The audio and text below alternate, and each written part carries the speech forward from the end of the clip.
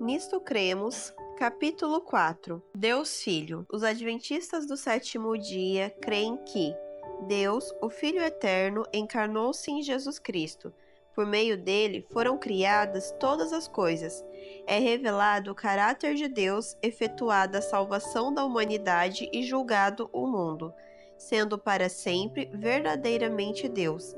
Ele se tornou também verdadeiramente homem. Jesus, o Cristo, foi concebido do Espírito Santo e nasceu da Virgem Maria. Viveu e experimentou a tentação como ser humano, mas exemplificou perfeitamente a justiça e o amor de Deus. Por seus milagres, manifestou o poder de Deus e atestou que era o Messias prometido por Deus. Sofreu e morreu voluntariamente na cruz por nossos pecados e em nosso lugar. Foi ressuscitado dentre os mortos e ascendeu para ministrar no santuário celestial em nosso favor. Virá outra vez em glória para o livramento final de seu povo e a restauração de todas as coisas. O deserto convertera-se num verdadeiro pesadelo de víboras ardentes. As serpentes enroscavam-se debaixo das panelas, enrodilhavam-se nas estacas das tendas, esgueiravam-se por entre os brinquedos das crianças e aguardavam quietamente entre as esteiras de dormir. Suas presas enterravam-se profundamente na carne das pessoas, injetando veneno mortal. O deserto, que em ocasião anterior havia sido o refúgio de Israel, tornara-se agora a sepultura do povo. Centenas jaziam mortos, percebendo a sorte que os aguardava. Pais aterrorizados correram à tenda de Moisés, suplicando auxílio. Moisés orou pelo povo. Qual foi a resposta de Deus? Modele uma serpente metálica e pendure-a bem alto, de modo que possa sobreviver todo aquele que a contemplar. Fez Moisés uma serpente de bronze e a pôs sobre uma haste. Sendo alguém mordido por alguma serpente, se olhava para a de bronze, sarava. Números 21:9. A serpente sempre simbolizou a Satanás. Gênesis 3, Apocalipse 12. E o pecado. O acampamento havia caído nas garras de Satanás. Qual foi o remédio de Deus? Não ordenou que se olhasse para um cordeiro ou para o altar do santuário, e sim para uma serpente de bronze. Aquele era um estranho símbolo para Cristo. Da mesma forma que a semelhança de serpente deveria ser erguida numa haste, Jesus, feito semelhança de carne pecaminosa, Romanos 8:3, deveria ser pendurado numa vergonhosa cruz. João 3, versos 14 e 15. Ele se tornou pecado, assumindo sobre si os pecados de todos aqueles que existiam ou ainda viriam a existir. Aquele que não conheceu o pecado, ele o fez pecado por nós, para que nele fôssemos feitos justiça de Deus. 2 Coríntios 5:21. Contemplando a Cristo, a desesperançada humanidade pôde encontrar a vida. De que modo poderia a encarnação trazer salvação à humanidade? Que efeitos teve ela sobre o Filho? De que forma poderia Deus tornar-se homem e por que isto se fazia necessário? A encarnação, profecias e cumprimento. O plano de Deus para resgatar aqueles que se haviam desviado de seu conselho plenamente sábio, demonstrou convincentemente o seu amor. De acordo com este plano, seu Filho foi determinado, antes da fundação do mundo, com o sacrifício pelo pecado e a esperança da caída raça humana. Ele recebeu a incumbência de trazer-nos de volta a Deus e de providenciar libertação do pecado através da destruição das obras do mal. O pecado apartara Adão e Eva da fonte de vida e deveria ter causado sua morte imediata. Contudo, de acordo com o plano estabelecido antes da fundação do mundo, 1 Pedro 1, 20 e 21, o Conselho de Paz, Zacarias 6,13, Deus Filho colocou-se entre o casal pecador e a justiça divina, estabelecendo uma ponte sobre o abismo e restringindo a morte. Mesmo antes da cruz, portanto, a graça manteve vivos os pecadores e assegurou-lhes a salvação. Entretanto, para que pudesse restaurar-nos plenamente a condição de filhos e filhas de Deus, necessário era que ele se fizesse homem. Imediatamente após o pecado de Adão e Eva, Deus lhes ofereceu esperança ao prometer-lhes que estabeleceria uma imensa inimizade entre a serpente e a mulher, entre a semente desta e a descendência daquela. Na enigmática declaração de Gênesis 3,15, a serpente e sua descendência representam Satanás e seus seguidores. A mulher e sua semente simbolizam o povo de Deus e o Salvador do mundo.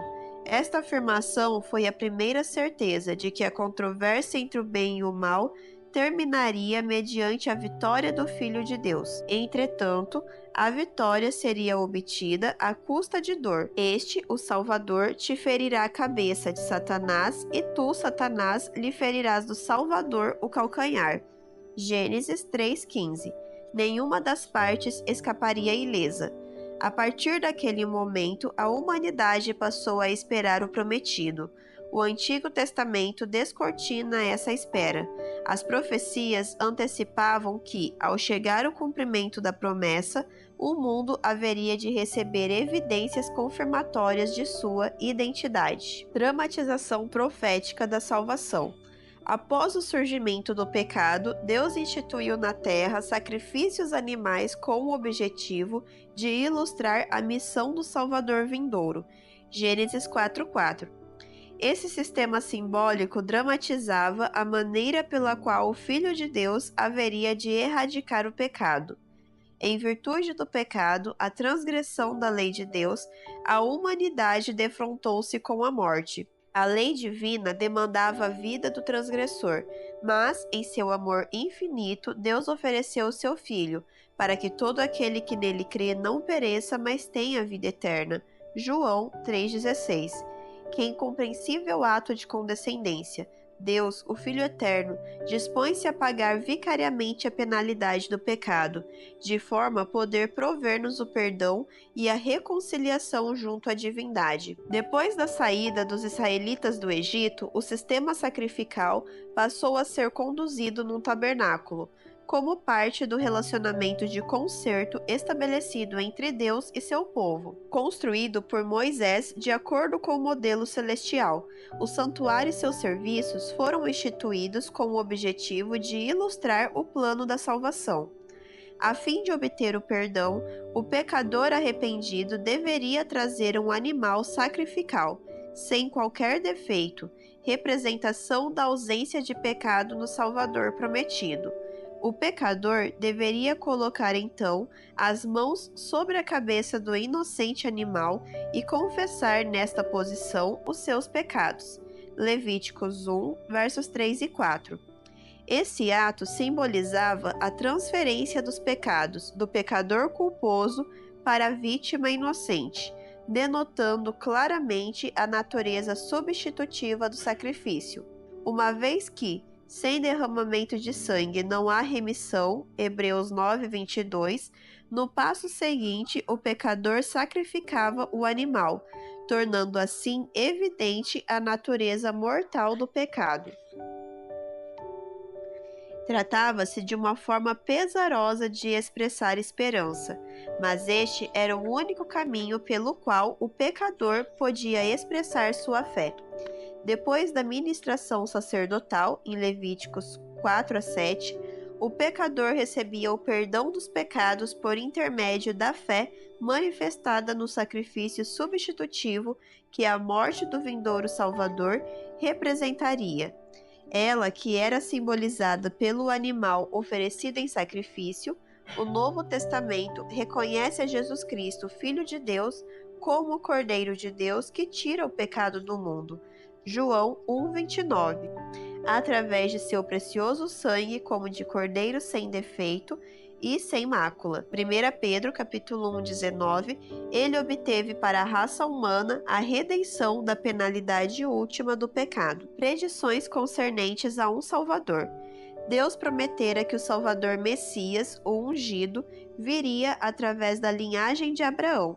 Em tua descendência serão benditas todas as nações da terra. Gênesis 22:18. Isaías profetizara que o Salvador vindouro nasceria como criança do sexo masculino e teria em si tanto a natureza divina quanto a humana, porque um menino nos nasceu, um filho se nos deu, o governo está sobre os seus ombros e o seu nome será Maravilhoso, Conselheiro, Deus Forte, Pai da Eternidade, Príncipe da Paz. Isaías 9:6. Este Redentor haveria de ocupar o trono de Davi e estabelecer um sempiterno governo de paz. Isaías 9:7.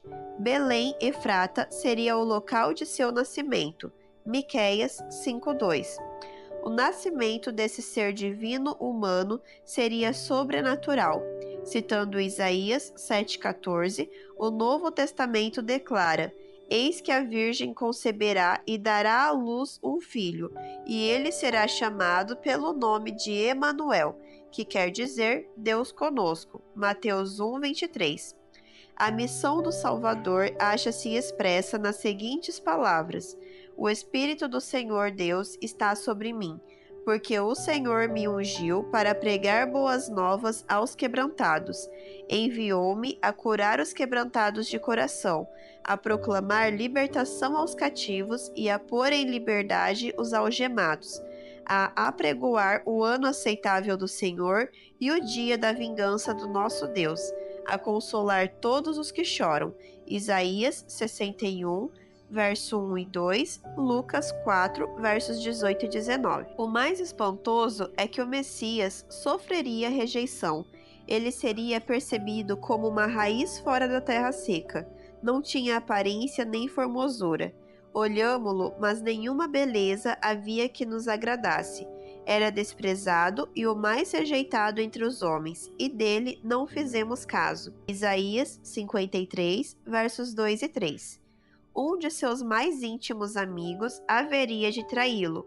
Salmos 41:9, em troca de 30 peças de prata. Zacarias 11:12. Durante o julgamento, ele seria cuspido e açoitado. Isaías 56. Os seus executores lançariam sortes sobre as suas roupas. Salmos 22:18. Nenhum de seus ossos deveria ser quebrado.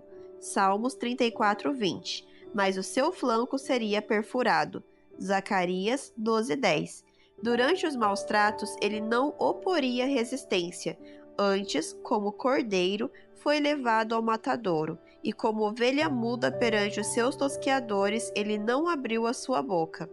Isaías 53:7. O inocente Salvador sofreria imensamente pelos pecadores. Certamente, ele tomou sobre si as nossas enfermidades. Ele foi transpassado pelas nossas transgressões e moído pelas nossas iniquidades. O castigo que nos traz a paz estava sobre ele, e pelas suas pisaduras fomos sarados. O Senhor fez cair sobre ele a iniquidade de nós todos, porquanto foi cortado da terra dos viventes. Por causa da transgressão do meu povo foi ele ferido. Isaías 53, versos 4 a 8. O Salvador identificado. Somente Jesus Cristo cumpriu todas estas profecias. As Escrituras traçam a sua genealogia desde Abraão, chamando-o de filho de Abraão. Mateus 1:1. Paulo, a seu turno, afirma que as promessas feitas a Abraão e sua semente cumpriram-se em Cristo. Gálatas 3:16. O título messiânico Filho de Davi foi largamente aplicado a ele. Mateus 21:9. Ele foi identificado como o Messias prometido, o qual deveria ocupar o trono de Davi.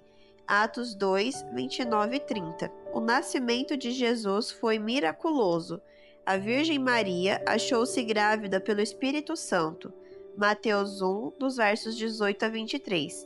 Um decreto romano trouxe-a a Belém, o lugar em que, segundo a profecia, deveria nascer o menino. Lucas 2, dos versos 4 a 7. Um dos nomes de Jesus foi Emanuel, ou Deus conosco. o qual reflete a sua natureza divina-humana e ilustra a identificação de Deus com a humanidade. Mateus 1:23. Seu nome comum, Jesus, refletia sua missão salvadora, e lhe porás o nome de Jesus, porque ele salvará o seu povo dos pecados deles. Mateus 1:21. Jesus identificou sua missão com aquela do Messias prometido. De acordo com Isaías 61, versos 1 e 2, hoje se cumpriu a escritura que acabais de ouvir. Embora ele causasse grande impacto sobre seu próprio povo, de modo geral a sua mensagem foi rejeitada. Com poucas exceções, não foi ele reconhecido como Salvador do mundo. Em vez de aceitação, conseguiu para si ameaças de morte. Na porção final dos 3 anos e meio do ministério de Cristo, Judas Iscariotes, um de seus discípulos, o traiu, em troca de 30 peças de prata. Mateus 26, versos 14 e 15. Em vez de oferecer resistência, ele repreendeu seus demais discípulos que tentaram defendê-lo. Embora fosse inocente em relação a qualquer crime, menos de 24 horas depois de ter sido aprisionado, ele já havia suportado açoites, cusparadas, havia enfrentado julgamento, condenado à morte e crucificado. Mateus 26, verso 67, João 19, dos versos 1 a 16 e Lucas 23, versos 14 e 15. Soldados disputaram as suas vestes. Durante a crucifixão, nenhum de seus ossos foi quebrado, e após sua morte os soldados perfuraram-lhe o flanco com uma lança. João, capítulo 19. Os seguidores de Cristo reconheceram sua morte como sendo o único sacrifício capaz de salvar os pecadores. Deus prova o seu amor para conosco pelo fato de ter Cristo morrido por nós, sendo nós ainda pecadores. Romanos 5:8.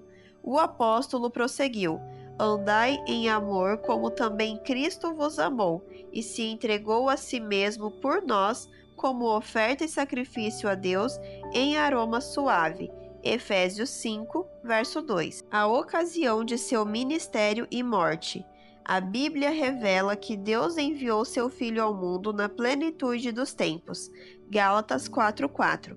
Ao começar seu ministério, Cristo proclamou: O tempo está cumprido e o reino de Deus está próximo. Marcos 1:15. Estas referências ao tempo indicam que a missão do Salvador transcorreu em harmonia com o cuidadoso planejamento profético. Mais de 5 séculos antes, por intermédio do profeta Daniel, Deus havia profetizado o tempo exato do início do ministério de Cristo e a ocasião de sua morte. Próximo ao final dos 70 anos de cativeiro israelita em Babilônia, Deus explicou a Daniel que ele designara aos judeus e à cidade de Jerusalém um tempo probatório de 70 semanas. Durante esse período de tempo, através de arrependimento e preparação de si próprios para a vinda do Messias, a nação judaica deveria cumprir os propósitos que Deus para ele estabelecera. Daniel escreveu também a respeito da expiação da iniquidade e de trazer a justiça eterna como sendo sinais distintivos desse período. Essas atividades messiânicas indicam que o Salvador deveria aparecer durante este período. Daniel 9:24. A profecia de Daniel especificava que o Messias apareceria 7 semanas e 62 semanas, ou seja, um total de 69 semanas, depois da saída da ordem para restaurar e para edificar Jerusalém. Daniel 9:25. Depois da 69ª semana, o Messias seria morto, e já não estará. Daniel 9:26, o que representa uma referência à sua morte vicária. Ele deveria morrer no meio da 70ª semana, fazendo cessar o sacrifício e a oferta de manjares. Daniel 9:27. A chave para a compreensão do tempo profético reside no princípio bíblico de que, em profecia, um dia equivale a um ano solar literal. De acordo com o princípio do dia-ano, as 70 semanas, ou 490 dias proféticos, representam, portanto, 490 anos literais. Daniel declara que esse período deveria iniciar com a ordem para restaurar e para reedificar Jerusalém. Daniel 9:25. Tal decreto, que concedia autonomia plena aos judeus, foi emitido no 7º ano de Artaxerxes, o rei persa, e tornou-se efetivo no outono do ano 457 a.C. Esdras, capítulo 7, verso 8, 12 a 26 e 9:9. De acordo com a profecia, 483 anos, 69 semanas proféticas após o decreto deveria aparecer o ungido. O príncipe, 483 anos após o decreto emitido, em 457 a.C., ou seja, no outono do ano 27 d.C. Jesus foi batizado e iniciou seu ministério público. Ao aceitar estas datas de 457 a.C. e 27 d.C., Gleason Archer comenta que esta foi a mais notável exatidão no cumprimento de profecias tão antigas. Somente Deus poderia predizer a vinda de seu filho com tão admirável precisão. Ela desafia toda e qualquer explanação racionalista. Durante seu batismo no Rio Jordão, Jesus foi ungido pelo Espírito Santo e recebeu de Deus o reconhecimento como o Messias, hebraico, ou como Cristo grego, ambos representando o mesmo significado, o ungido. Lucas 3:21 e 22, Atos 10:38 e João 1:41.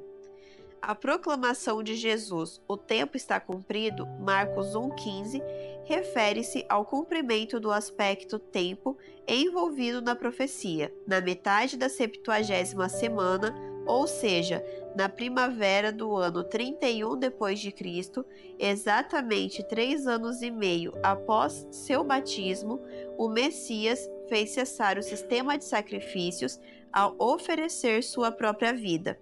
No momento de sua morte, o véu do templo foi miraculosamente rasgado em 2 partes, de alto a baixo. Mateus 27:51, indicando com isto a divina abolição de todos os serviços do templo. Todos os sacrifícios e ofertas haviam apontado para o futuro, em direção ao todo suficiente sacrifício do Messias. Quando Jesus Cristo, o verdadeiro Cordeiro de Deus, foi sacrificado no Calvário como resgate de nossos pecados. 1 Pedro 1,19, o tipo encontrou o antítipo, e a sombra converteu-se em realidade. Os serviços do santuário terrestre não mais se faziam necessários. No tempo exato indicado pela profecia, durante o festival da Páscoa, ele morreu. Paulo afirma: Cristo, nosso Cordeiro Pascal, foi imolado. 1 Coríntios 5:7. Esta profecia de caráter cronológico, cumprida com extraordinária precisão, representa uma das mais fortes evidências da verdade histórica fundamental de que Jesus Cristo é o longamente prometido Salvador do mundo. A ressurreição do Salvador. A Bíblia predissera não apenas a morte do Salvador, como também sua ressurreição.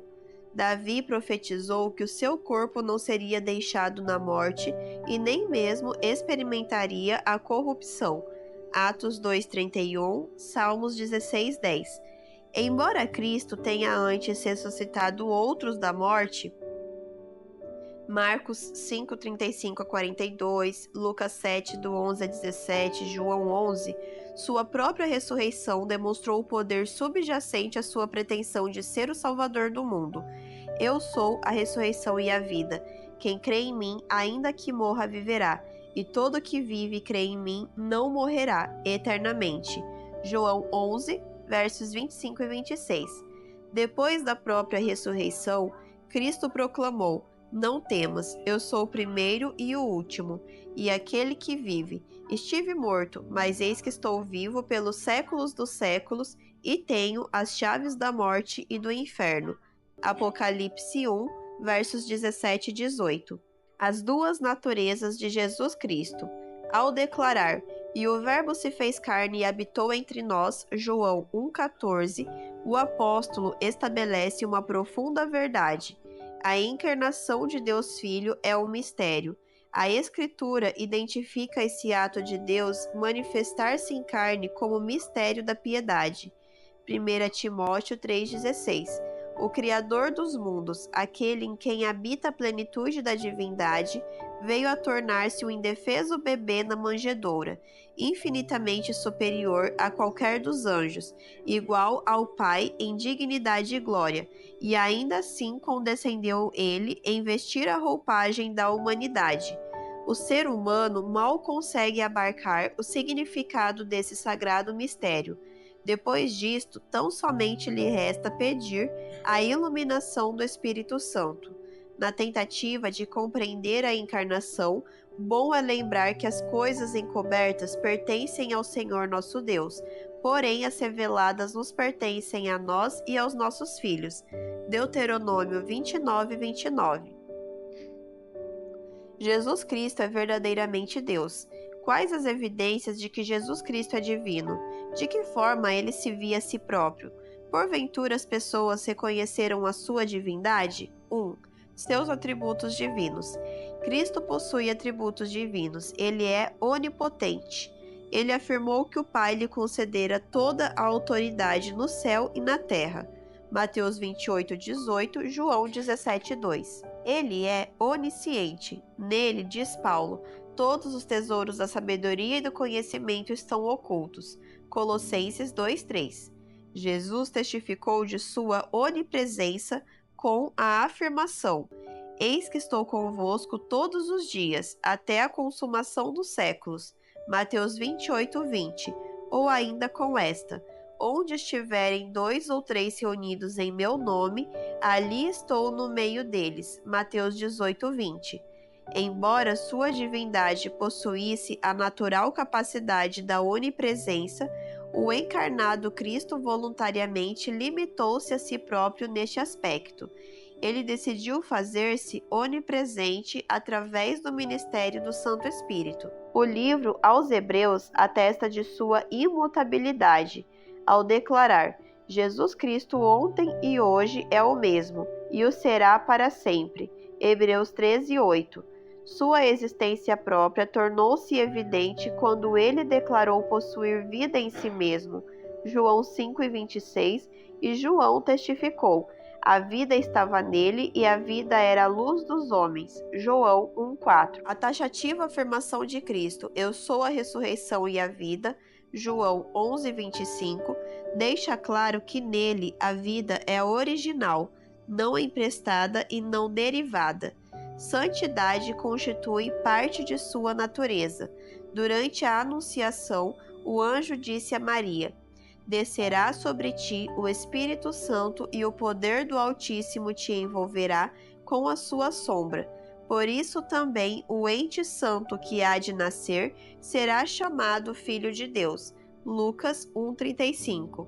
À vista da presença de Cristo, os demônios clamavam: "Que temos nós contigo, Jesus Nazareno?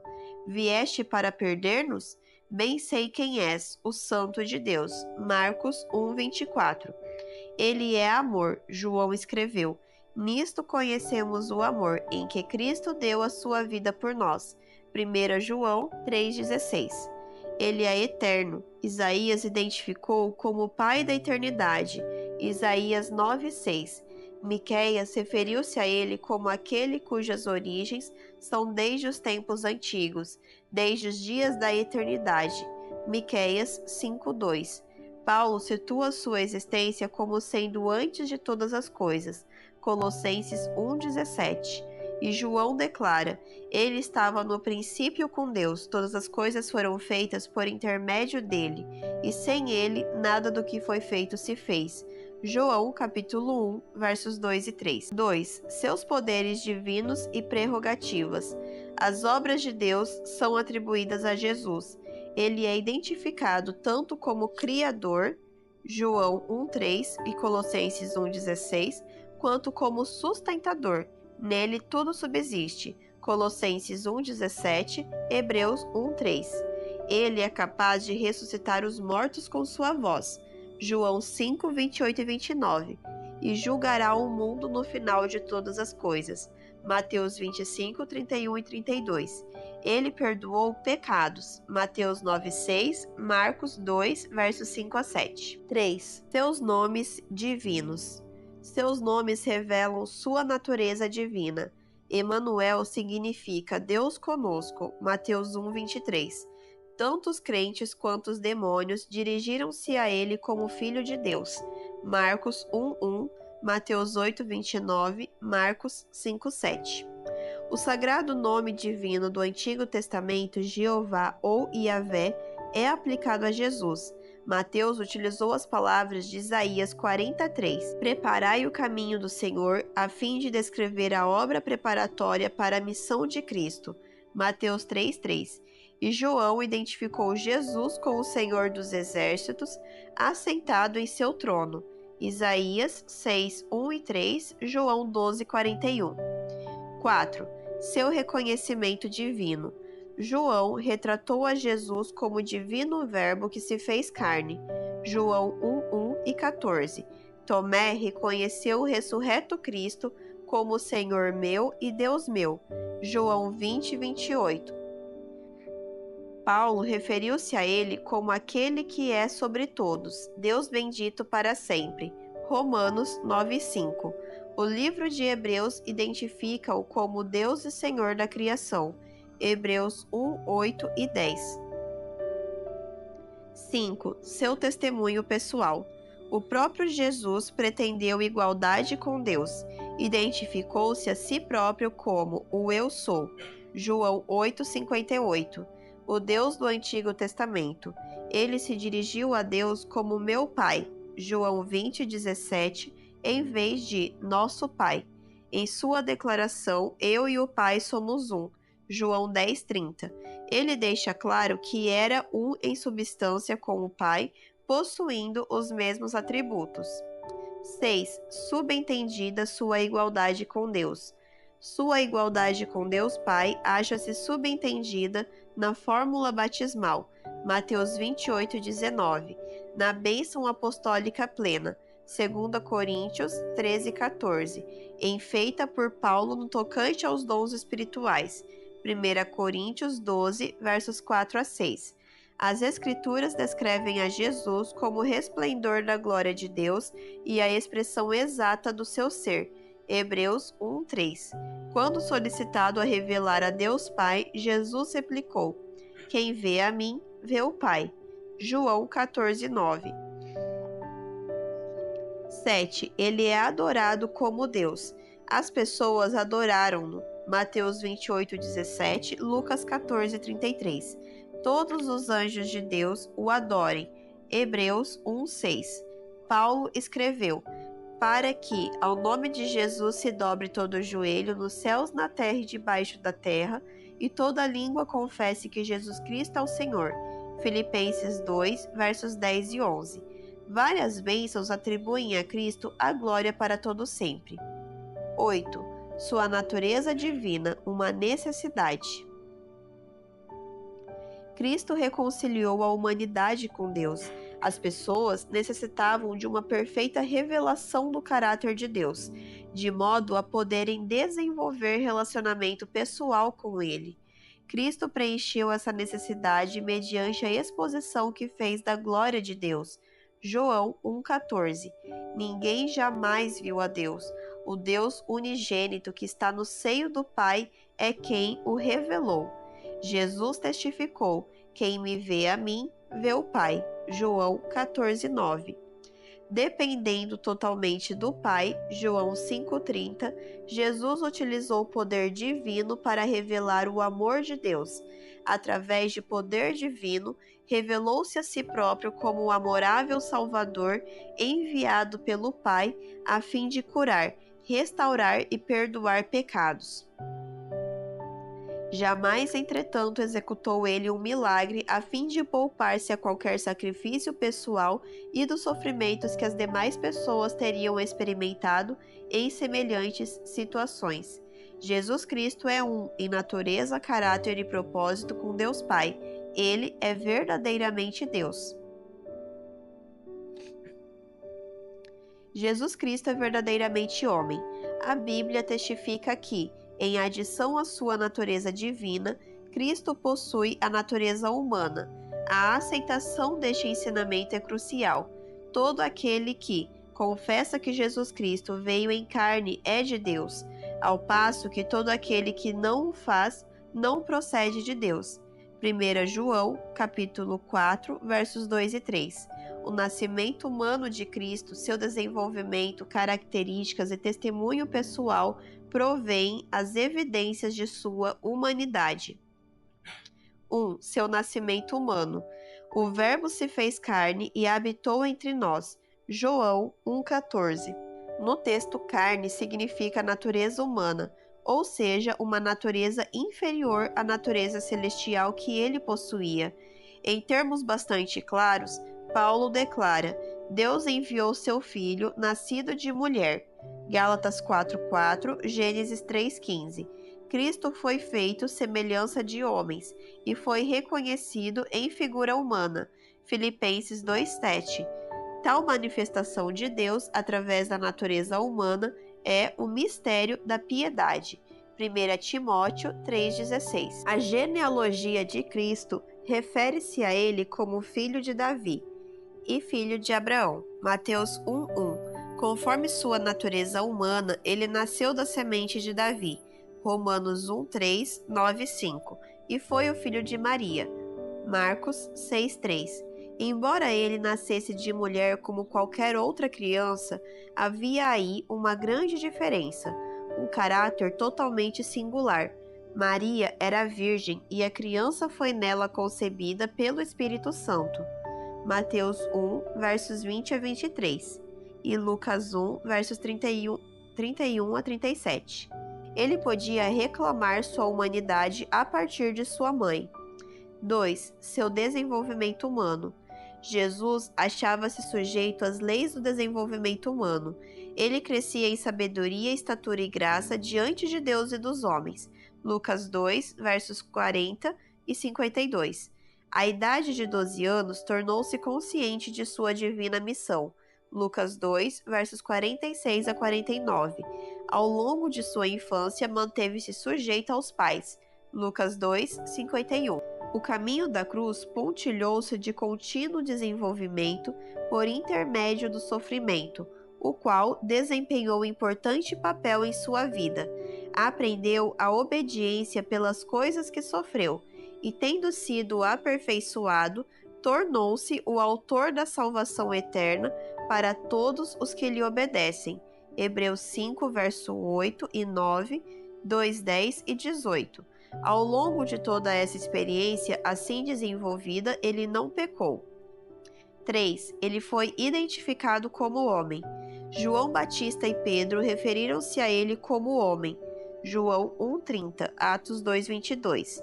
Paulo fala da graça de um só homem, Jesus Cristo. Romanos 5,15. Ele é o homem que obteve a ressurreição dos mortos. 1 Coríntios 15:21. É o mediador entre Deus e os homens, Cristo, Jesus, homem. 1 Timóteo 2,5. Dirigindo-se a seus inimigos, ele próprio identificou-se como homem. Vós procurais matar-me, um homem que vos tem falado a verdade que ouvi de Deus. João 8,40. O título que Jesus preferentemente atribuiu a si mesmo foi Filho do Homem. Mateus 8,20, tendo utilizado cerca de 77 vezes. Esse título chamava a atenção para o relacionamento que ele mantinha com a divindade. O nome Filho do Homem enfatiza a sua solidariedade com a raça humana através da encarnação por ele experimentada. 4. Suas características humanas. Deus criou os homens, um pouco menores que os anjos. Salmos 8,5. Similarmente, as Escrituras apresentam a Cristo como alguém que, por um pouco, foi feito menor que os anjos. Hebreus 2,9. Sua natureza humana era proveniente de criação e não possuía poderes sobrenaturais. Cristo deveria ser plenamente humano. Isto representava uma parte de sua missão, sendo-lhe requerido que possuísse as características essenciais da natureza humana. Ele foi feito carne e sangue. Hebreus 2,14. Em todas as coisas, Cristo se tornou semelhante aos seres humanos. Hebreus 2,17. Sua natureza humana possuía as mesmas suscetibilidades mentais e físicas do restante da humanidade. Fome, sede, cansaço e ansiedade foram por ele experimentadas. Mateus 4,2, João 19,28.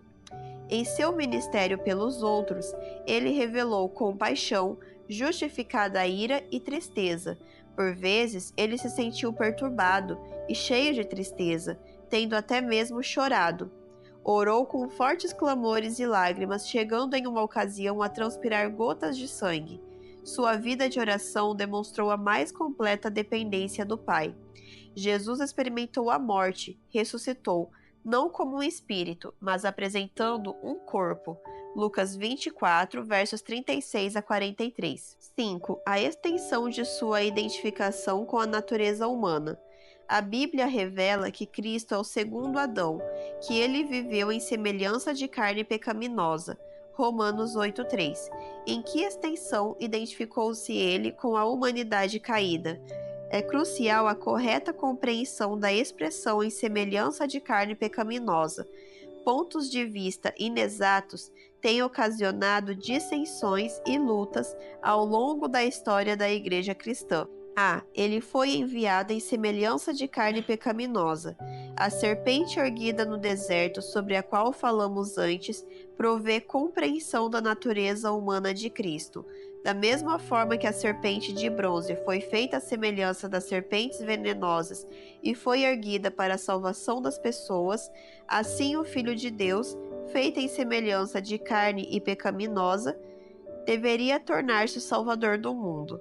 Antes da encarnação, Jesus existia na forma de Deus, o que equivale a dizer que a natureza divina lhe pertencia desde o princípio.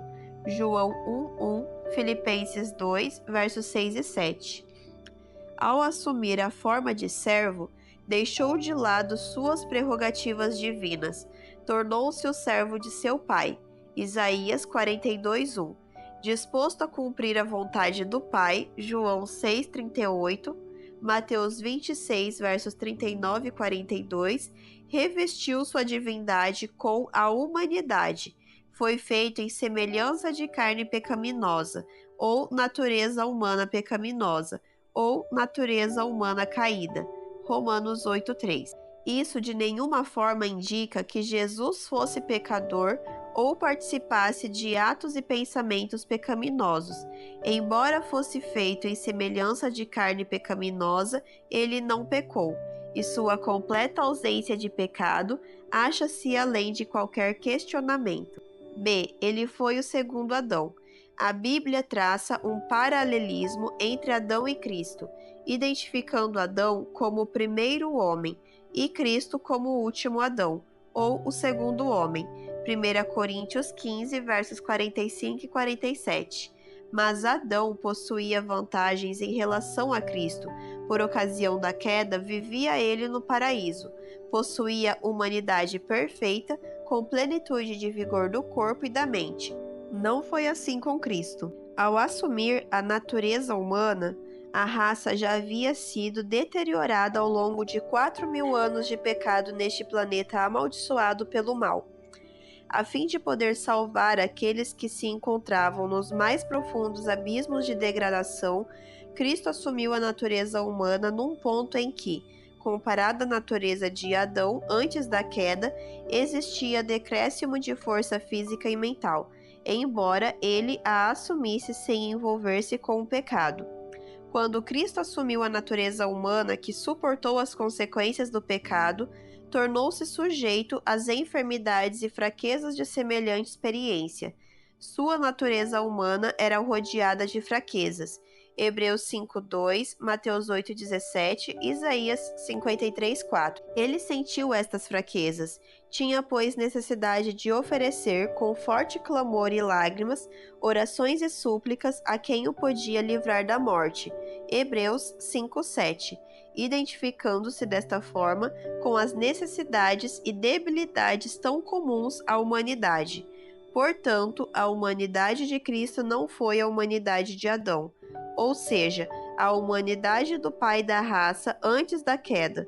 Tampouco foi a humanidade decaída, isto é, em todos os aspectos, a humanidade de Adão após a queda não era a humanidade adâmica, em virtude de possuir as inocentes fraquezas dos caídos. Não era natureza caída, porque ele jamais caiu em pureza imoral. Sua natureza era, portanto, mais apropriadamente a nossa humanidade, porém, sem pecado. C. Sua experiência com a tentação. De que forma as tentações afetaram a Cristo? Foi-lhe fácil ou difícil resistir a elas? O modo como enfrentou as tentações prova que ele era verdadeiramente humano. 1. Tentado em todas as coisas. O fato de ter Cristo sido tentado em todas as coisas à nossa semelhança, Hebreus 4,15, mostra que ele compartilhou a humanidade. Tentações e a possibilidade de pecar foram muito reais para Cristo.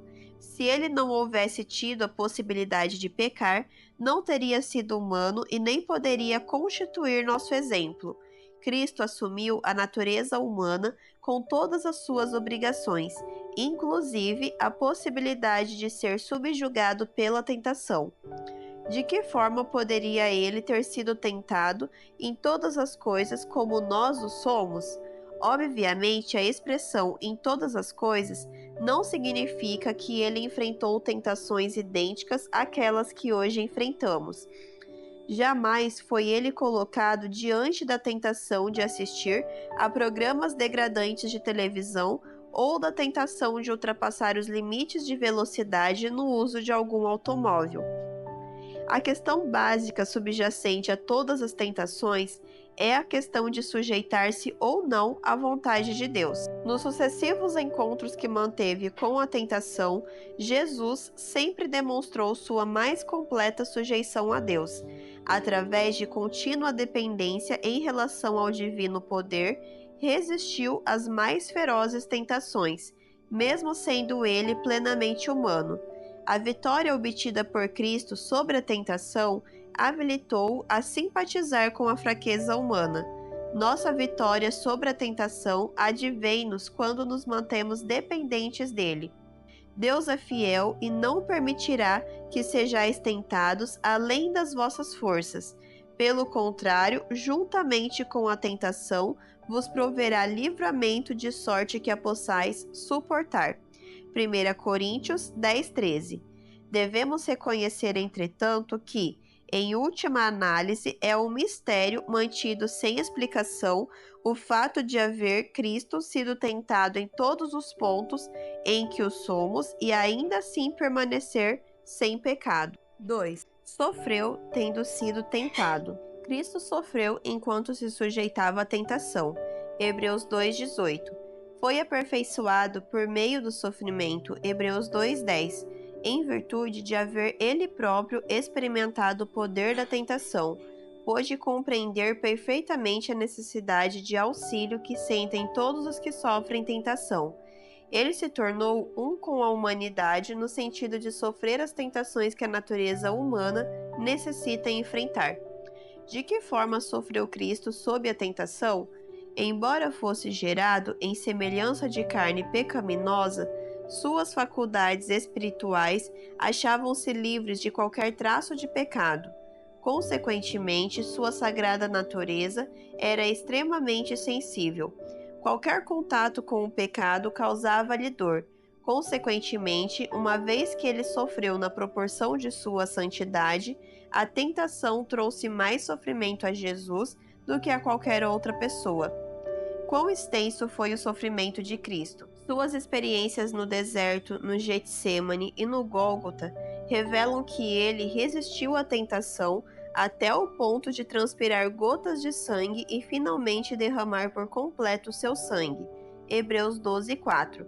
Cristo não apenas sofreu mais devido à proporção desse sofrimento com a sua santidade, ele também defrontou tentações mais fortes do que aquelas que somos chamados a enfrentar. B.F. Westcott observa: simpatia com o pecador em suas provações não depende da experiência com o pecado, e sim da intensidade da tentação para pecar que só mesmo aquele isento de pecado pôde conhecer em toda sua profundidade. A pessoa que cede à tentação não chegou a experimentar o conflito mais intenso. F.F. Bruce afirma: contudo, ele suportou triunfantemente todas as formas de provação que o homem pode ser chamado a suportar, sem revelar qualquer enfraquecimento de sua fé em Deus ou qualquer desvio de sua obediência ao Pai. Semelhante resistência envolve mais e não menos que os sofrimentos humanos ordinários. Cristo experimentou também uma poderosa tentação que jamais será conhecida do homem: a tentação de utilizar seus poderes divinos em seu próprio benefício. Ellen White declara: ele havia recebido horas nas cortes celestiais e achava-se familiarizado com o poder absoluto. Era-lhe tão difícil manter o nível da humanidade quanto é difícil para o homem erguer-se do baixo nível de sua natureza depravada e tornar-se participante da natureza divina. D. Poderia Cristo pecar? Os cristãos divergem no tocante à possibilidade de Cristo pecar. Concordamos com Philip Scaff, que afirma: houvesse ele sido dotado desde o princípio com absoluta impecabilidade ou com a impossibilidade de pecar, não poderia haver se tornado verdadeiramente homem, tampouco poderia constituir o modelo que devemos imitar. Sua santidade, em vez de representar um ato adquirido por ele próprio e por méritos inerentes, teria sido um dom acidental recebido de fora, e suas tentações seriam uma representação teatral, desprovida de realidade. Karl Ullmann acrescenta: a história da tentação, qualquer que fosse a forma de sua exposição, não possuiria significado, e a expressão da Epístola aos Hebreus, foi ele tentado em todas as coisas, não possuiria qualquer significado. 6. A impecabilidade da natureza humana de Jesus Cristo. É algo completamente óbvio que a natureza divina de Cristo era isenta de pecado. Mas o que dizer de sua natureza humana? A Bíblia retrata a humanidade de Cristo como sendo isenta de pecado. Seu nascimento foi sobrenatural. Ele foi concebido pelo Espírito Santo, Mateus 1:20, na qualidade de bebê recém-nascido. Foi descrito como ente santo, Lucas 1:35. Assumiu a natureza humana em sua condição decaída, suportando as consequências da pecaminosidade, não a própria. Foi um com a raça humana, exceto no que diz respeito ao pecado. Jesus foi tentado em todas as coisas, à nossa semelhança, mas sem pecado, mantendo-se antes santo, inculpável, sem mácula, separado dos pecadores. Hebreus 4:15, 7:26. Paulo afirmou que ele não conheceu o pecado, 2 Coríntios 5:21. Pedro testificou que Jesus não cometeu pecado, nem dolo algum se achou em sua boca, 1 Pedro 2:22, e comparou com um cordeiro sem defeito e sem mácula. João afirmou que nele não existe pecado, ele é justo, 1 João 3, versos 5 a 7. Jesus Cristo assumiu sobre si nossa natureza com todas as suas obrigações, mas se achava livre da corrupção ou depravação hereditária e do pecado efetivo. Quem de vós me convence do pecado? Ao enfrentar sua mais severa prova, declarou: aí vem o príncipe do mundo, e ele nada tem em mim. João 14:30. Jesus não possuía propensões para o mal, nem inclinações ou paixões pecaminosas. A avalanche de tentações poderia ter ocasionado a alteração de sua submissão a Deus. Jesus jamais confessou algum pecado ou ofereceu qualquer sacrifício. Nunca orou: Pai, perdoa-me. E sim, Pai, perdoa-lhes. Lucas 23:34. Sempre procurou realizar a vontade do Pai e não a sua própria, mantendo assim contínua dependência em relação ao Pai.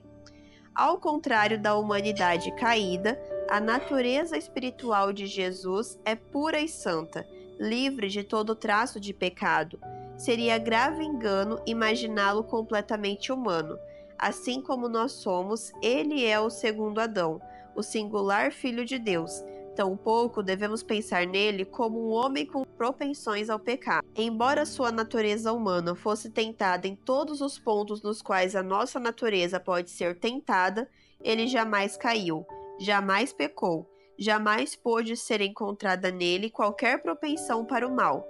Efetivamente, Jesus é o mais exaltado e santo exemplo para a humanidade. Ele é sem pecado e em tudo que empreendeu demonstrou a perfeição. Representa verdadeiramente o exemplo perfeito de humanidade desprovida de pecado. 7. Era necessário que Cristo assumisse a natureza humana. A Bíblia oferece várias razões pelas quais Cristo teve de assumir a natureza humana. A fim de tornar-se o sumo sacerdote da raça humana. Na qualidade de Messias, Jesus deveria ocupar a posição de sumo sacerdote ou mediador entre Deus e o homem. Zacarias 6,13, Hebreus 4, dos versos 14 a 16. Esta função requeria a natureza humana. Cristo preencheu as qualificações. 1. Seria capaz de condoer-se dos ignorantes e dos que erram, uma vez que ele mesmo está rodeado de fraquezas. Hebreus 5:2. 2. É misericordioso e fiel, uma vez que em todas as coisas foi tornado semelhante aos irmãos. Hebreus 2:17. 3. É poderoso para socorrer os que são tentados, em virtude de haver ele sido tentado.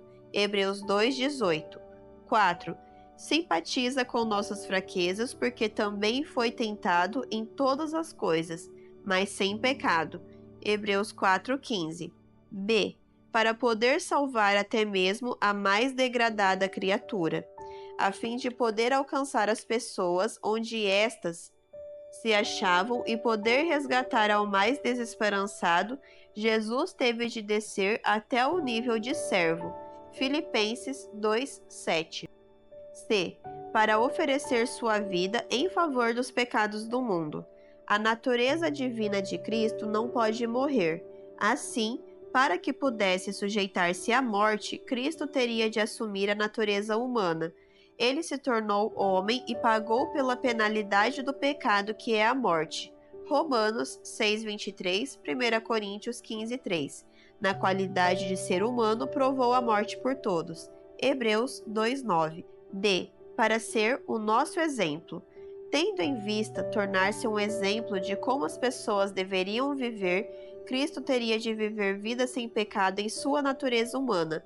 Na qualidade de segundo Adão, Cristo desfez o mito de que os seres criados não podiam obedecer à lei de Deus e obter vitória sobre o pecado.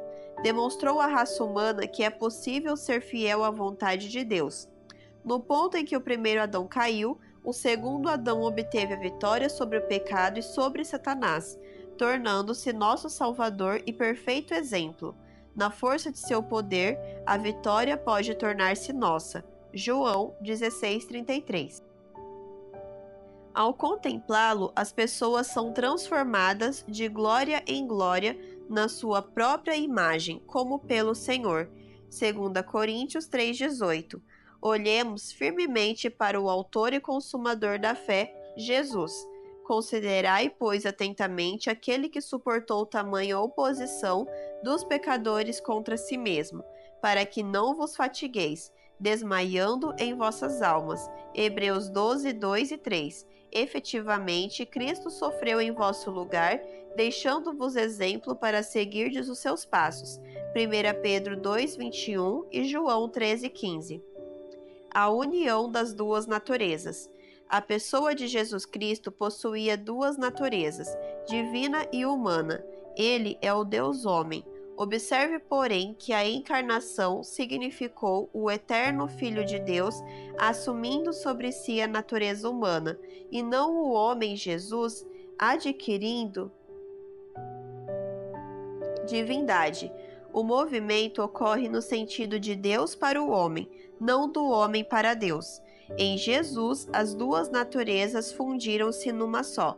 Observe as seguintes evidências bíblicas. Cristo é a união de duas naturezas. A pluralidade associada à Trindade divina não se acha presente em Cristo. A Bíblia descreve Jesus como uma pessoa, não como duas. Vários textos referem-se às suas naturezas divina e humana, mas sempre falam de uma só pessoa. Paulo descreve a pessoa de Jesus Cristo como sendo Deus Filho, natureza divina, que nasceu de mulher, natureza humana. Gálatas 4:4. Assim, Jesus, subsistindo em forma de Deus, não julgou como usurpação o ser igual a Deus, natureza divina. Antes, a si mesmo se esvaziou, assumindo a forma de servo, tornando-se em semelhança de homens, natureza humana. Filipenses 2, versos 6 e 7. A natureza dual de Cristo não é composta de poder divino abstrato ou divina influência, conectada com sua humanidade. João afirma: "E o Verbo se fez carne e habitou entre nós, cheio de graça e de verdade, e vimos a sua glória, glória como do unigênito do Pai." São João 1,14. Paulo escreveu: "Deus enviou o seu próprio Filho em semelhança de carne pecaminosa." Romanos 8,3. Deus foi manifestado na carne. 1 Timóteo 3,16, 1 João 4,2. A fusão das duas naturezas. Por vezes, a Bíblia descreve o Filho de Deus em termos de sua natureza humana. Deus comprou sua igreja com seu próprio sangue. Atos 20 e 28, Colossenses 1, versos 13 e 14. Em outros momentos, ela caracteriza o Filho do Homem em termos de sua natureza divina. Quando Cristo entrou no mundo, um corpo lhe havia sido preparado. Hebreus 10:5. Quando assumiu a humanidade, sua divindade foi revestida dessa humanidade. Isto não foi conseguido mediante a transformação da humanidade em divindade ou da divindade em humanidade. Ele não saiu de si próprio para assumir outra natureza, mas assumiu em si próprio a humanidade. Portanto, divindade e humanidade se combinaram. Ao experimentar a encarnação, Cristo não deixou de ser Deus. Tampouco foi sua divindade reduzida ao nível da humanidade. Ambas as naturezas continuaram a existir. Diz Paulo: "Nele habita corporalmente toda a plenitude da divindade." Colossenses 2:9. Durante a crucifixão, a sua natureza humana morreu, e não a sua divindade, pois isto seria algo impossível. A necessidade de união entre as duas naturezas. A compreensão do interrelacionamento das duas naturezas de Cristo nos provê um vislumbre vital no tocante à missão de Jesus e à nossa própria salvação. 1. Para reconciliar a humanidade com Deus. Somente um Salvador divino humano poderia trazer a salvação. Cristo, no ato da encarnação, tendo em vista compartilhar sua natureza divina com os crentes, trouxe a humanidade dentro de si próprio. Através dos méritos do sangue do Deus homem, os crentes podem compartilhar da natureza divina. 2 Pedro 1,4. A escada do sonho de Jacó, que simbolizava a Cristo, alcança-nos onde nos encontramos. Ele assumiu a natureza humana e venceu para que nós, por intermédio do recebimento de sua natureza, pudéssemos igualmente vencer. Seus braços divinos estendem-se ao trono de Deus, enquanto sua humanidade envolve a raça, conectando-nos com Deus, a terra com o céu. A combinação das naturezas divinas e humana torna efetiva a propiciação realizada pelo sacrifício de Cristo. A vida de um ser humano sem pecado, ou mesmo a de um anjo, não poderia expiar os pecados da raça humana. Tão somente o divino humano criador poderia resgatar a humanidade. 2. Para esconder a divindade através da humanidade, Cristo velou sua divindade com o manto da humanidade, deixando de lado sua glória e majestade celestiais, de modo que os pecadores pudessem viver em sua presença, sem serem destruídos. Embora fosse verdadeiramente Deus, não se apresentou como Deus. Filipenses 2, versos 6 a 8. 3. Para viver vitoriosamente. A humanidade de Cristo sozinha jamais poderia haver suportado as poderosas tentações de Satanás. Ele se tornou apto a vencer todo o pecado, porque nele habita corporalmente toda a plenitude da divindade. Colossenses 2:9. Repousando inteiramente no Pai. João 5:19 e 30, 8:28. Seu divino poder, combinado com a humanidade, obteve infinita vitória em favor do homem. A experiência de Cristo em viver vida vitoriosa não constitui seu privilégio exclusivo. Ele não exerceu qualquer poder que a humanidade não possa exercer. Nós também podemos ser tomados de toda a plenitude de Deus. Efésios 3:19. Através do divino poder de Cristo, podemos ter acesso a todas as coisas pertencentes à vida e à divindade. A chave para alcançarmos essa experiência é a fé em suas preciosas e muito grandes promessas, através das quais nos podemos tornar coparticipantes da natureza divina, livrando-vos da corrupção das paixões que há no mundo, segundo a Pedro 1, 3 e 4. Ele oferece o mesmo poder pelo qual se tornou vencedor, de modo que todos possam obedecer fielmente e obter vida vitoriosa. A confortadora promessa de Cristo simboliza a vitória. Ao vencedor, dar-lhe-ei sentar-se comigo no meu trono, assim como também eu venci e me sentei com meu Pai no seu trono. Apocalipse 3:21. Os ofícios de Jesus Cristo. Os ofícios do profeta, do sacerdote e do rei eram de caráter único e, em geral, requeriam consagração para o serviço através da unção. 1 Reis 19:16. O Messias vindouro, o ungido, conforme indicava a profecia, deveria exercer esses 3 ofícios. Cristo desempenhou o trabalho de mediador entre Deus e o homem através dos ofícios de profeta, sacerdote e rei.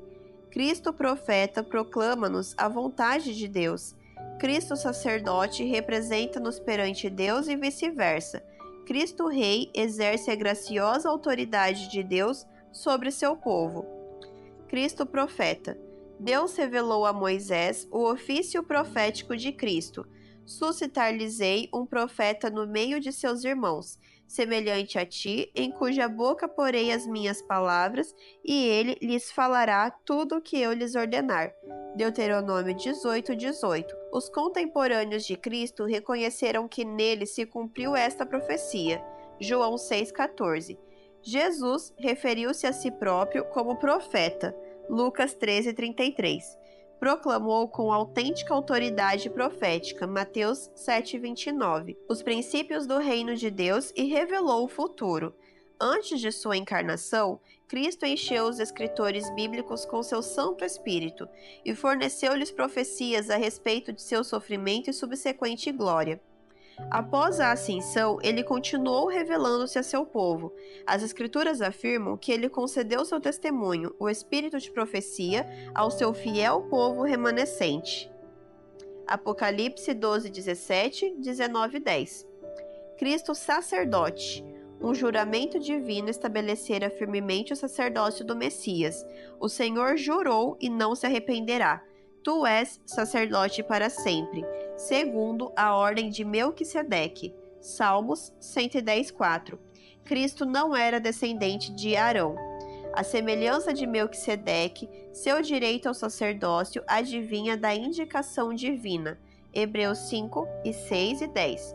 Veja o capítulo 7. Seu sacerdócio mediador constituiu-se de 2 fases, uma terrestre e outra celestial. 1. O sacerdócio terrestre de Cristo.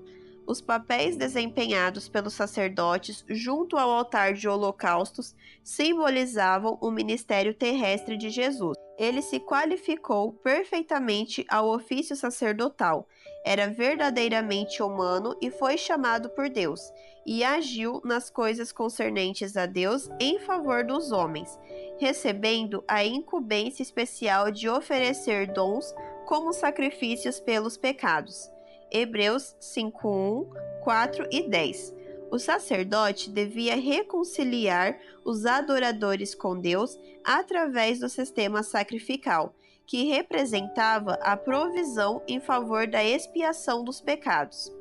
Assim, o contínuo sacrifício junto ao altar de holocaustos simbolizava a disponibilidade da contínua propiciação. Esses sacrifícios não eram suficientes, não possuíam a capacidade de tornar perfeitos os ofertantes, ou de remover pecados, ou de produzir consciências limpas. Hebreus 10, dos versos 1 ao 4, 9 e 9. Constituíam apenas uma sombra das boas coisas que viriam no futuro. Hebreus 10, 1. O Antigo Testamento dissera que o próprio Messias assumiria o lugar desses sacrifícios animais. Salmos 40, versos 6 ao 8, Hebreus, capítulo 10, dos versos 5 ao 9. Esses sacrifícios, portanto, apontavam aos sofrimentos vicários e à morte substitutiva de Cristo Salvador. Ele, o Cordeiro de Deus, se fez pecado por nós, assumiu nossa maldição, seu sangue nos purifica de todos os pecados. Percebemos assim que durante seu ministério terrestre, Jesus desempenhou tanto o papel de sacerdote quanto de oferta. Sua morte na cruz constituía parte de sua obra sacerdotal. Após o sacrifício no Gólgota, sua intercessão sacerdotal centralizou-se no santuário celestial. 2. O sacerdócio celestial de Cristo. O ministério sacerdotal que Jesus começara na terra é completado no céu. Sua humilhação sobre a terra na qualidade de servo sofredor de Deus qualificou-o para ser nosso sumo sacerdote no céu. A profecia revelara que o Messias deveria constituir-se sacerdote no trono de Deus. Zacarias 6,13. Após sua ressurreição, o Cristo dantes humilhado foi exaltado. Agora o nosso sumo sacerdote está assentado à destra do trono da majestade nos céus, ministrando no santuário celestial. Hebreus 8, versos 1 e 2 e 9 e 24. Cristo iniciou sua obra intercessória imediatamente após a ascensão. A nuvem de incenso que subia do lugar santo do templo tipificava os méritos de Cristo. Suas orações de justiça, mediante os quais nossa adoração e orações se tornam aceitáveis diante de Deus. O incenso somente poderia ser oferecido sobre brasas tomadas do altar de holocaustos, o que revela a íntima conexão existente entre a intercessão e o sacrifício expiatório do altar. Assim, a tarefa intercessória de Cristo baseia-se nos méritos de seu completo sacrifício expiatório. A intercessão de Cristo oferece encorajamento a seu povo. Ele é apto para salvar totalmente os que por ele se chegam a Deus, vivendo sempre para interceder por eles.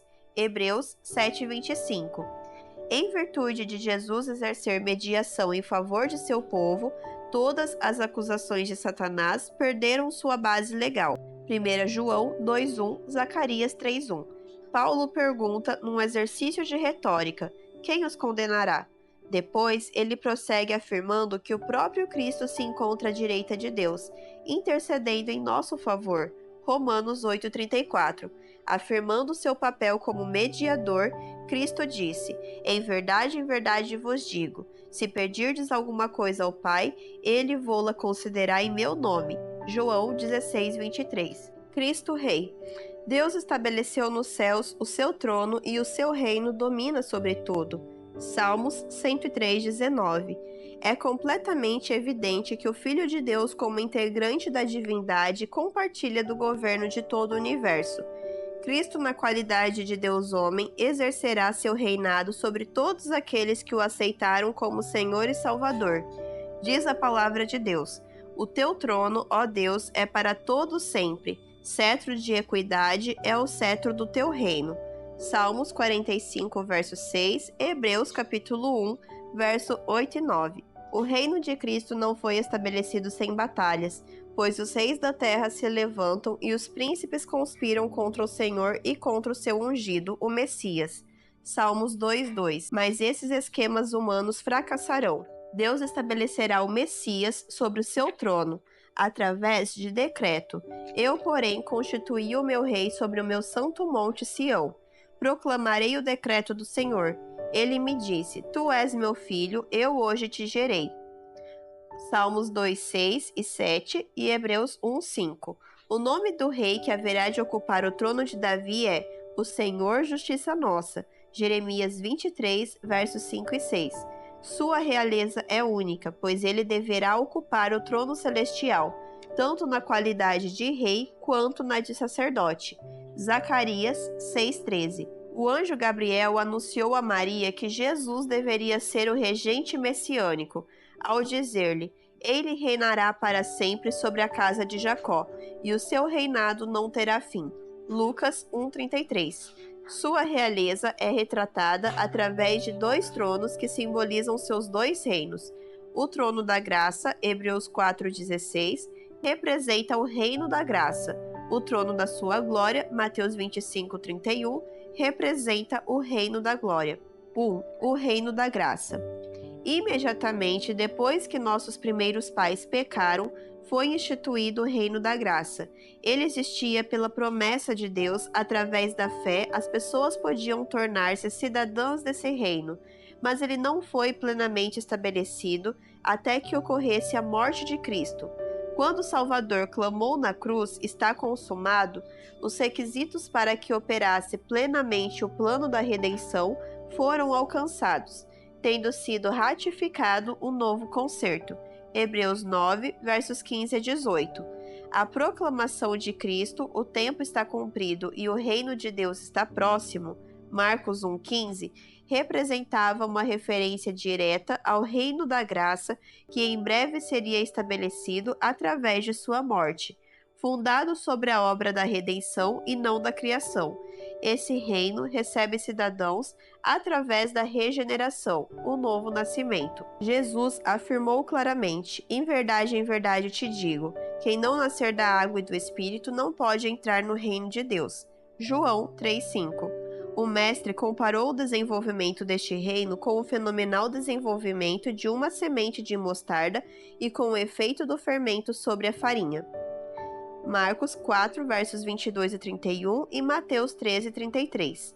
O reino da graça não é visível através de demonstrações exteriores, mas pelos efeitos que causa nos corações dos crentes. Jesus ensinou: "Não vem o reino de Deus com visível aparência, nem dirão: ei-lo aqui ou lá está, porque o reino de Deus está dentro de vós." Lucas 17, versos 20 e 21. "Não é o reino deste mundo", disse ele, "mas um reino de verdade. Tu dizes que sou rei. Eu para isso nasci e para isso vim ao mundo, a fim de dar testemunho da verdade. Todo aquele que é da verdade ouve a minha voz." João 18, 37. Paulo afirmou que o reino de Cristo é um reino de justiça e paz e alegria no Espírito Santo, e para ele os crentes foram transferidos. Romanos 14, 17, Colossenses 1, 13. O estabelecimento desse reino representou uma experiência excruciante, confirmando assim que não existe coroa sem cruz. Ao término de seu ministério público, Jesus, o Messias, o Deus-homem, veio a Jerusalém como legítimo herdeiro do trono de Davi, sentado num jumento conforme o costume da realeza judaica. Zacarias 9:9. Ele aceitou as manifestações espontâneas e entusiásticas de apoio da multidão.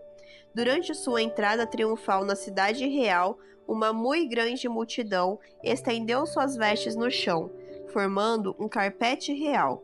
Também cortaram ramos de palmeiras e gritaram: "Hosana ao filho de Davi! Bendito que vem em nome do Senhor! Hosana nas maiores alturas!" Mateus 21, versos 8 e 9. Cumpriu-se assim a profecia de Zacarias: Desta forma, Cristo apresentou-se como rei messiânico. Desgraçadamente, sua pretensão ao trono não transcorreu sem oposição. A ira satânica contra o Imaculado atingiu a culminância. Em cerca de 12 horas, os defensores da fé, representados pelo Sinédrio, haviam-no aprisionado secretamente, colocado em julgamento e condenado à morte. Durante seu julgamento, Jesus afirmou publicamente ser o Filho de Deus e o Rei de seu povo. Lucas 23:3, João 18, dos versos 33 a 37. Em resposta a esta sua pretensão, foi ele ultrajantemente vestido com um manto real e coroado, não com uma coroa de ouro, e sim uma de espinhos. João 19:2. Sua recepção como rei foi a mais vil zombaria. Golpeando rudemente, os soldados escarneciam: Salve, Rei dos Judeus! João 19:3. Quando o governador romano Pilatos o apresentou à nação, dizendo: Eis o vosso rei, seu próprio povo rejeitou unanimemente, clamando: Fora, fora, crucifica-o. João 19:14 e 15.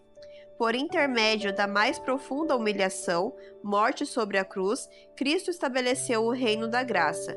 Muito em breve, a exaltação substituiria a humilhação. Ocorrida a ascensão, foi ele entronizado no céu como sacerdote e rei, compartilhando do trono de seu Pai. Esta entronização não lhe ortogou, sendo ele o divino Filho de Deus, qualquer poder que ainda não tivesse. Agora, porém, como mediador divino humano, sua natureza humana participava da glória e do poder celestiais pela primeira vez. 2. O Reino da Glória. No Monte da Transfiguração, foi concedida uma representação do Reino da Glória. Ali Cristo se apresentou em glória. O seu rosto resplandecia como o sol e as suas vestes tornaram-se brancas como a luz. Mateus 17:2. Moisés e Elias representaram os redimidos.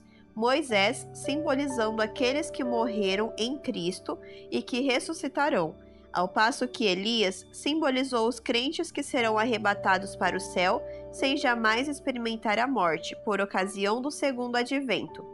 O reino da glória será estabelecido mediante eventos cataclísmicos, quando do retorno de Jesus Cristo, em seguida ao julgamento, quando a obra mediatória do Filho do Homem no santuário celestial houver terminado.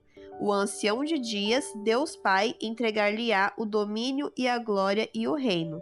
Daniel 7, versos 9, 10 e 14. Então, o reino e o domínio e a majestade dos reinos debaixo de todo o céu serão dados ao povo dos santos do Altíssimo. O seu reino será reino eterno, e todos os domínios o servirão e lhe obedecerão. Daniel 7, 27. O reino da glória será finalmente estabelecido na terra, no final do milênio, quando a nova Jerusalém descerá dos céus. Apocalipse 20 e 21. Aceitando a Jesus Cristo como nosso Salvador, tornamo-nos cidadãos do reino da graça hoje, e tornar-nos-emos cidadãos do reino da glória em sua segunda vinda.